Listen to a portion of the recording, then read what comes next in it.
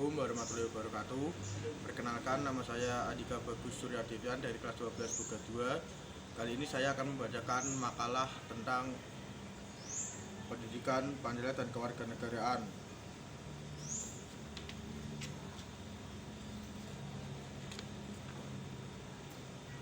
Daftar isi. Makalah ini berisi tentang yang pertama kata pengantar, kedua pendahuluan yaitu latar belakang masalah dan rumusan masalah. Bab kedua, pembahasan, yaitu pengertian penegakan hukum, pengertian aparatur penegak hukum, faktor yang mempengaruhi penegak hukum, permasalahan penegakan hukum di Indonesia, pemberdayaan masyarakat dan penegakan hukum. Bab ketiga, penutup. Yang pertama, latar belakang masalah. Sejarah Indonesia hingga kini mencatat berbagai penderitaan, kesengsaraan, dan kesenjangan sosial yang disebabkan oleh perilaku yang tidak adil dan diskriminatif atas dasar etnik, ras, warna kulit, budaya, bahasa, agama, dan golongan, jenis kelamin atau status sosial lainnya. Hal tersebut tercermin dari kejadian berupa penangkapan yang tidak sah, penculikan, penganiayaan, pemerkosaan, penghilangan paksa, pembunuhan, pemusnahan kelompok etnis tertentu, kebakaran sarana pendidikan dan tempat ibadah, dan teror bom yang semakin berkembang. Selain itu, terjadi pula penyalahgunaan kekuasaan oleh pejabat publik dan aparat penegak hukum, menghilangkan paksa dan menghilangkan nyawa. Bahkan beberapa kesempatan yang lalu pengadilan HAM ad hoc kasus pelanggaran HAM berat tim-tim telah membebaskan sebagai terbesar para jenderal angkatan darat dari segala tuntutan hukum.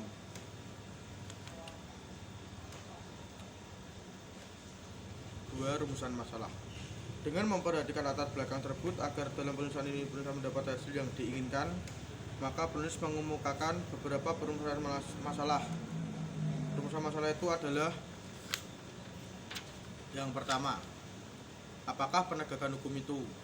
Yang kedua, apakah itu aparatur penegak hukum? Yang tiga, apakah faktor yang mempengaruhi penegak hukum?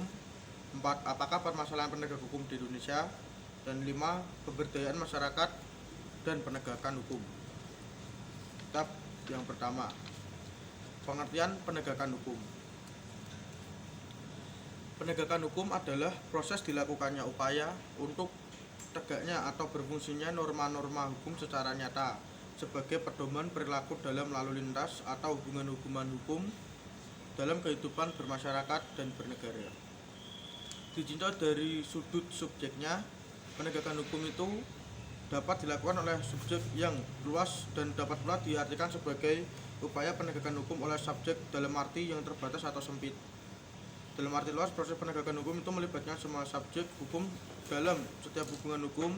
Siapa saja yang menjalankan aturan normatif atau melakukan sesuatu atau tidak melakukan sesuatu dengan mendasarkan diri pada norma aturan hukum yang berlaku, berarti dia menjalankan atau menegakkan aturan.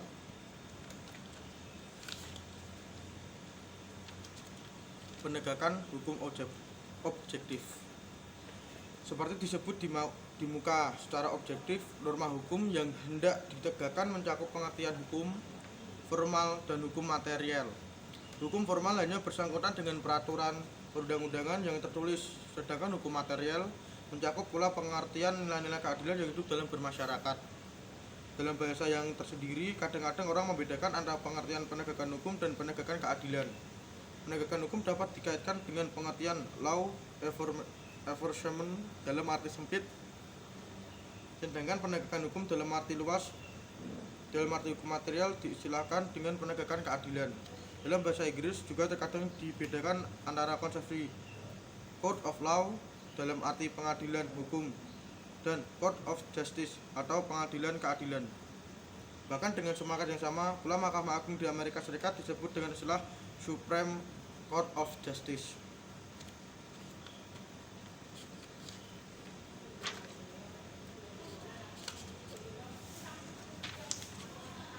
Kedua, aparatur penegak hukum. Aparatur penegak hukum mencakup pengertian mengenai institusi penegak hukum dan aparat penegak hukum. Dalam arti sempit, aparatur penegak hukum yang terlibat dalam proses tegaknya hukum itu dimulai dari saksi, polisi, penasihat hukum, jaksa, hakim, dan petugas sipir pemasyarakatan. Dengan setiap aparat dan aparatur terkait mencakup pula pihak-pihak yang bersangkutan dengan tugas atau perannya, yaitu terkait dengan kegiatan pelaporan atau pengaduan, penyelidikan, penyidikan, penuntutan, pembuktian, penjatuhan vonis, dan pemberian sanksi, serta supaya pemasyarakat kembali resosialisasi terpidana.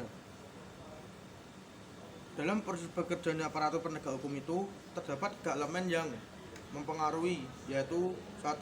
Institusi penegak hukum beserta berbagai perangkat sarana dan prasarana pendukung dan mekanisme kerja kelembagaannya. 2. Budaya kerja yang terkait dengan aparatnya, termasuk mengenai kesejahteraan aparatnya. Dan 3. Perangkat peraturan yang mendukung baik kinerja kelembagaan maupun yang mengatur materi hukum yang dijadikan standar kerja, baik hukum materialnya maupun hukum acaranya. Upaya penegakan hukum secara sistematik haruslah memperhatikan ketiga aspek itu secara simultan, sehingga proses penegakan hukum dan keadilan itu sendiri secara internal dapat diwujudkan secara nyata.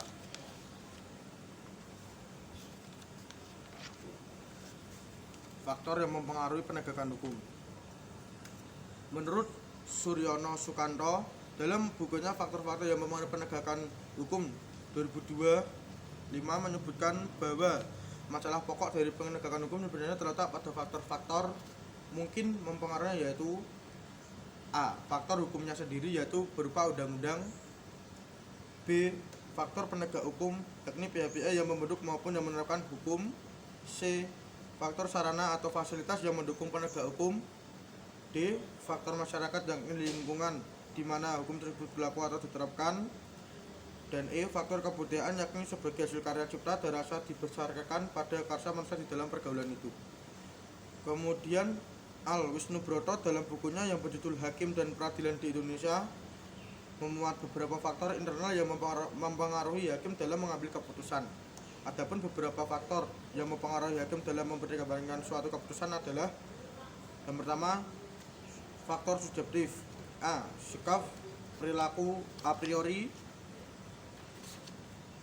B. Sikap perilaku emosional. C. Sikap arrogance power. D. Moral. Faktor ini merupakan landasan yang sangat vital bagi insan menegak keadilan, terutama hakim. Faktor ini berfungsi membentengi tindakan hakim terhadap cobaan-cobaan yang mengarah pada penyimpangan, penyelewengan, dan sikap tidak adilnya. 2. Faktor objektif. Latar belakang sosial budaya. B. Profesionalisme. Dan permasalahan penegakan hukum di Indonesia. Indonesia tengah mengalami krisis kepatuhan hukum karena hukum telah kehilangan substansinya. Permasalahan hukum di Indonesia saat ini sedang terjadi disebabkan oleh beberapa hal, yaitu sistem peradilannya, perangkat hukumnya, inkonsistensi penegakan hukum, intervensi kekuasaan maupun perlindungan hukum. Di antaranya banyak permasalahan tersebut adalah adanya inkonsistensi penegakan hukum yang dilaksanakan oleh aparat baik polisi, jaksa, hakim maupun pemerintah eksekutif yang ada di dalam wilayah peradilan yang bersangkutan.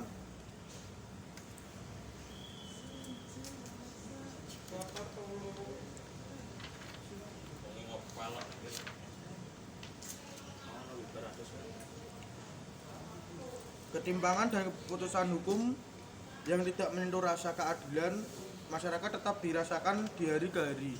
Berikut ini beberapa kasus inkonsistensi penegakan hukum di Indonesia yang dikelompokkan berdasarkan beberapa alasan banyak ditemui oleh masyarakat awam melalui pengalaman pencari keadilan itu sendiri, maupun peristiwa lain yang bisa diikuti melalui media cetak atau media elektronik. A.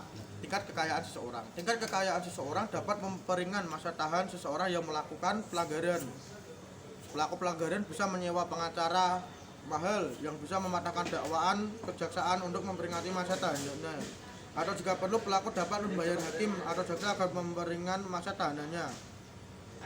Sebaiknya pelaku pelanggaran yang tidak memiliki uang banyak hanya pasrah menerima keputusan hakim. Yang kedua, tingkat jabatan seseorang. Mari kita simak kasus berikut. Kasus Ansologate berkaitan dengan studi banding luar negeri yang diikuti oleh 40 orang anggota DPRD DKI Komisi D. Dalam studi banding tersebut, anggota DPRD yang berangkat memanfaatkan dua sumber keuangan, yaitu SPJ anggaran yang diperoleh dengan anggaran DPRD DKI sekitar 5,2 miliar dan uang saku dari PT Pembangunan Jaya Ancol sekitar 2,1 miliar. Dalam kasus ini 9 orang staf berpedal DKI Bambang Sungkono dan Kepala Dinas Kadakora DKI Ahmadin Ahmad tidak dikenai tindakan apapun.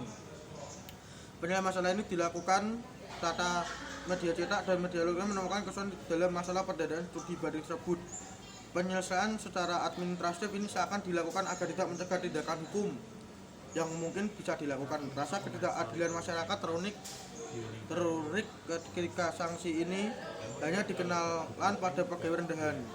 Pihak kejaksaan pun terkesan mengulur-ngulur janji untuk mengasut kasus ini sampai ke pejabat tinggi DKI, yaitu Gubernur Sutioso saat itu, yang sebagai komisaris PT Pembangunan Jaya Ancol ikut bertanggung jawab. Dari kasus di atas terlihat sekali bahwa seorang memiliki jabatan tinggi mendapat keringanan hukuman dibanding pegawai rendahannya. C. Nepotisme. Terdakwa Leda Agus Isro, anak mantan Kepala Staf Angkatan Darat KASAD Jenderal TNI Subagio HS, diperingankan hukumannya oleh Mahkamah Militer dari 4 tahun penjara menjadi 2 tahun penjara. Di samping itu, terdakwa juga dikembalikan kesatuannya selama 2 minggu sambil menunggu berpikir terhadap vonis Mahkamah Militer Tinggi. Proses terhadap tidak adil dibandingkan dengan vonis-vonis kasus narkoba lainnya yang terjadi di Indonesia yang dibesarkan atas pelaksanaan UU Psikotropika. D. Tekanan internasional. Kasus Antabuana Nusa Tenggara Timur yang terjadi 6 September 2000 yang menewaskan 3 orang staf NHCR mendapat perhatian internasional dengan cepat. Tekanan internasional ini mengabaikan pemerintah Indonesia bertindak dengan melucuti persenjataan milisi Timur dan mengadili beberapa bekas milisi Timor Leste yang dianggap bertanggung jawab.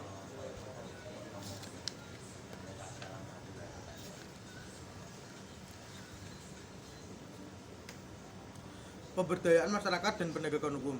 Suatu hukum hanya dapat dilaksanakan dan diterapkan dengan baik apabila dalam masyarakat terdapat suatu struktur yang memungkinkan bagi setiap anggota masyarakat untuk mewujudkan cita-cita hukum tersebut. Oleh karena itu, jika kita mengharapkan perilaku hukum masyarakat yang baik, maka kita harus menciptakan struktur sosial masyarakat yang baik pula.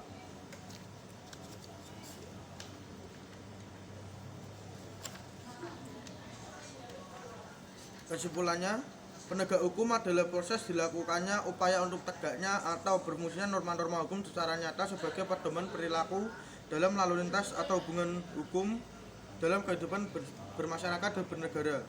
Aparatur penegak hukum mencakup pengertian mengenai institusi penegak hukum dan aparat penegak hukum. Dalam arti sempit, aparatur penegak hukum yang terlibat dalam proses tegaknya hukum itu dimulai dari saksi, polisi, penasihat hukum, jaksa, hakim, dan petugas sipil bermasyarakat. Sekian dari saya. Bila ada salah-salah kata, mohon maaf. Wabillahi taufiq wal hidayah. Wassalamualaikum warahmatullahi wabarakatuh.